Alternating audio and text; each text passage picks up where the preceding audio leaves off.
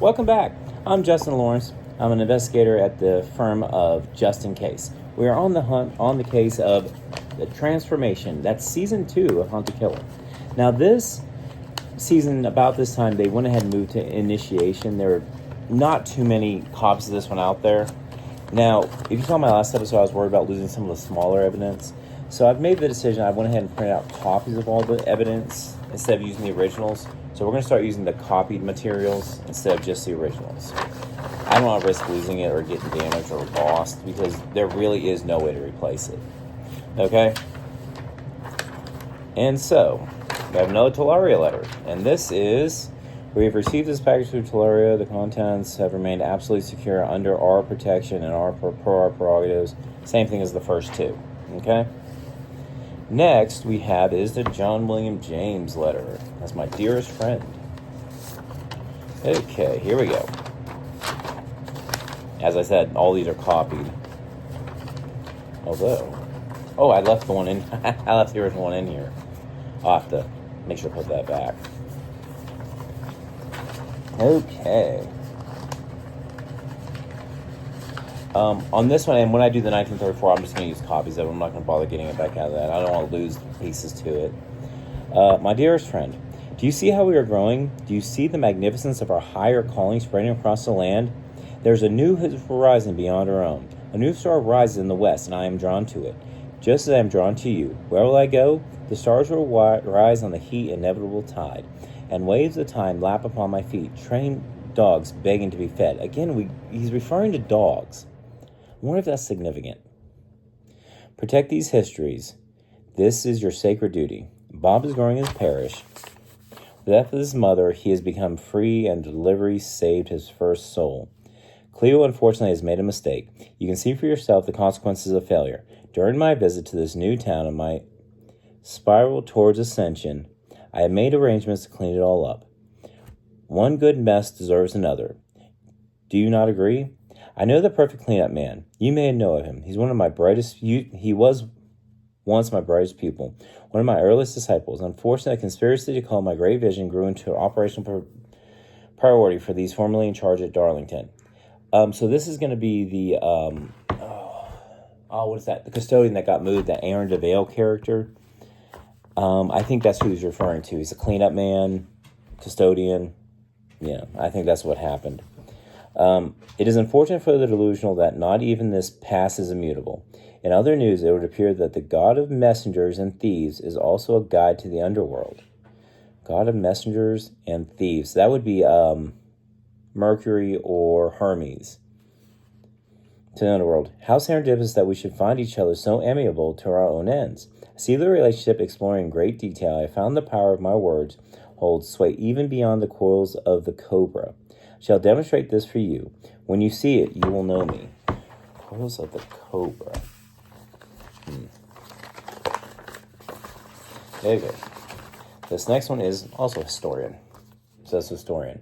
Don't know who's writing to us yet. Another one I put the original in. Well, these big letters are hard to find. But this one has a I on the bottom of it. Okay.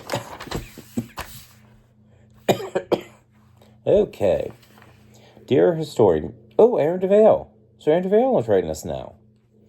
Dear historian, I look forward to this opportunity to write to you for some time now. You are, as he says, a breeze that swells and flutters across the strings of the Aeolian harp, Eolian harp, playing this hymn for all to hear, transcending myth beyond boundaries and time and space as is meant to be. Ah, but I digress. The Dragon Swan and I have been in communication for quite a while now, since our paths crossed the first time in the white paint-chipped halls of Darlington. Ever since our initiative has gone rather well. But in time, it doesn't become awfully daunting obstacle for this sort of thing. It is as the man said, you can't wait for inspiration, you have to go after it with a club. Constantly, I find it most suitable that we mingle our faiths through this, although primitive means of discourse. You will find our exchange quite exhilarating. I'm sure I am something of an apprentice to the Dragon Swan. I truly aspire to liberate mankind from corporeal world. They live mindlessly according to their episteme, so infringed by the hordes of things they accrued, and that is killing them. Mankind is not unlike narcissists looking to the reflecting pool, and that's really is to depend on this world natural order. Mankind's misguided fetish of faith in the material cannot stand forever. Soon there will be gone as the flightless dodo. Metamorphosis is not enough. It is transmutation required. Natural law demands not only the strong survive, it is time to take evolution into our own hands. Now, this is the first place where I believe that we're starting to see some relevance to Hunt a Killer in general. But we will come back to that later. Okay. You might want to swipe me on. Oh. One more thing about John William James' letter. I have to go back. I missed something. I think we're trying to figure out where he's at.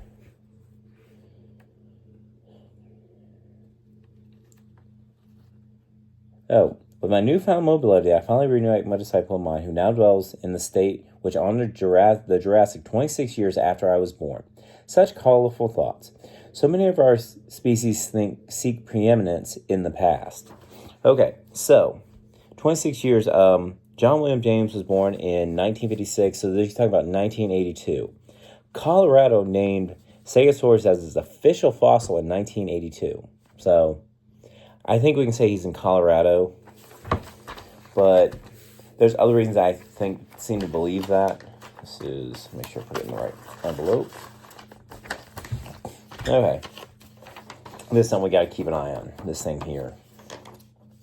Okay? I don't know what that is, but I'm sure it has something to do with what we're going to use later in life. We also have these cut-down balloons. Now, I didn't actually tear these apart, even in my original one. I'm not going to do it here either. Ultimately, when it comes up, it gives you the code to the Whispers from Theodorus. It's Elecciones, which is like Spanish for choices. Elections. Choices. And if you see my things, I keep them pretty much in pristine condition. I don't cut them up. So, let's see. And so we'll get Whispers from Theodore at some point. Now, for the most part, I'm going to not bother much with what we're doing with showing that because it's pretty self-explanatory. Okay, next we're going to look at the newspaper article.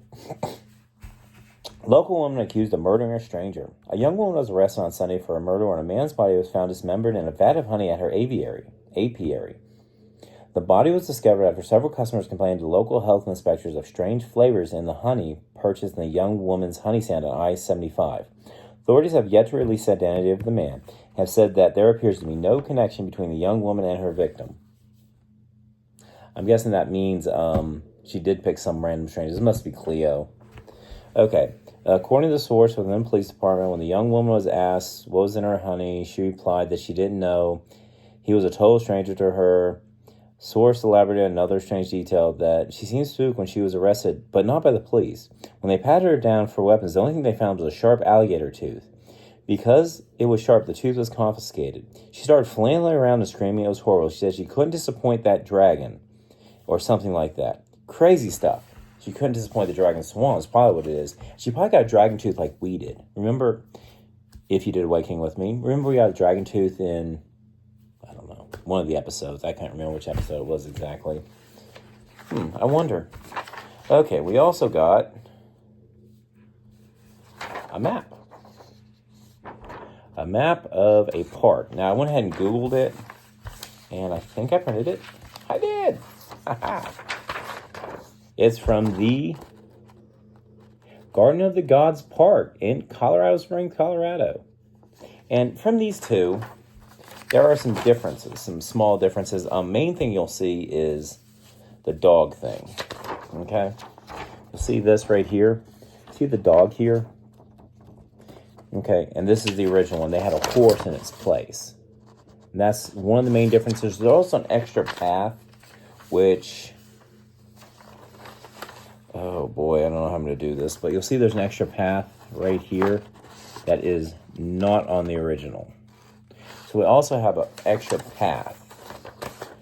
So those are the two difference. And then we have 3 people. I don't know why they're here. And we got this. So,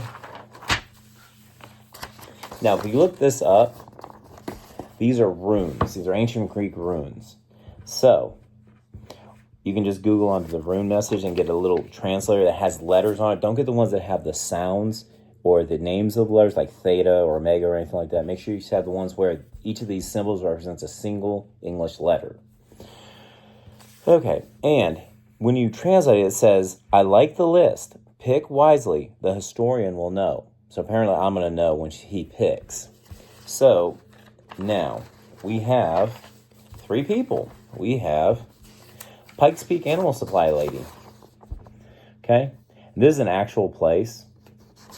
We have a online thing from, okay, we have Clarissa Hatherley. This is her little online profile. She lives with her boyfriend. They fight often. Spends weekends at 16th Street shopping for junk. Saw her kick a pigeon. Yells at homeless and beggars. Now, when you say he saw her kick a pigeon, that is an old slang, meaning take advantage of an ignorant person, unintelligent person. So I'm wondering if she's taking advantage of someone. Okay. And then finally we have this guy. His name is John something or other. What was his name? John Blaine. Has a Bachelor of Science in Economics. He summers with his family in Martha's Vineyard. And he actually works for Listening Friends of America. You can look on their Facebook page, which I think I put in the first season. So you can look at that at your leisure. The other thing we notice is Aaron DeVale is also on there. And if you look at him, he's hunted with a dog. He showed him with a husky. I'm thinking that he breeds huskies. So I'm wondering if that dog picture from the map, I wonder if that's to recommend him. You know, him leading or him, the dog has the right of way. If you look at this, the man with the dog has the right of way over everybody. The walkers, the bikes have to give up right of way to the guy with the dog and the walker. And the walker also has to give right of way to the man with the dog. So I'm wondering if he's trying to say that the dog is actually the one in charge. Okay, now, Whispers from Theodorus Electionis.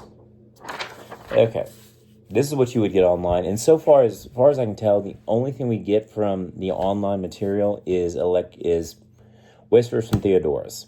And as I've stated in the first one, that Theodorus is he had the spiral Theodorus. And we've had several spirals already in this thing. And we actually have a spiral in Awakening on the compass and on that airplane photo. So spirals are kind of common right now. Okay, Electiones. Choices are the force in the road. How easily we may recognize their origin. We may never know where they lead. But now I assume you recognize my newest disciple. He has a powerful mind and rigid determination. He is unlike you, my friend, in that he lacks much of your curious nature. He has other qualities I admire, but he would have been unfit for your position. Aaron has a choice to make, one of 3. Who do you think he'll decide to lead him into his great transformation? So that means I guess he has to kill one of those 3 that we had? I know who I believe he should choose. We will see what happens. I must allow him to believe he has a choice that he has free will to do as he sees fit. But his actions must align with my own designs, or I will demand indemnification. I asked him to introduce himself to you. As a courtesy, I did not read his letter. There is nothing he could tell you I do not already know. Peruse the map he gave you. It was taken from an official station and altered by my new disciple to better fit our purpose here. Find the original and you will discover the new. But what points were made? Perhaps look back at the old picture of Aaron from the time when he was transformed. Do you see what is happening? We all have our stars that guide us. Trace Aaron's past and you will discover his. You will also find the path of his chosen sacrifice will end. There's certainly more than meets the eye. So his path, let's see, where's the official, look at the new path, where's it going? Greek God's path. Okay. So this new path that he added runs over to P5 or P3, which is 5 is keyhole window, 3 is giant footprints. Cathedral rock, giant footprints.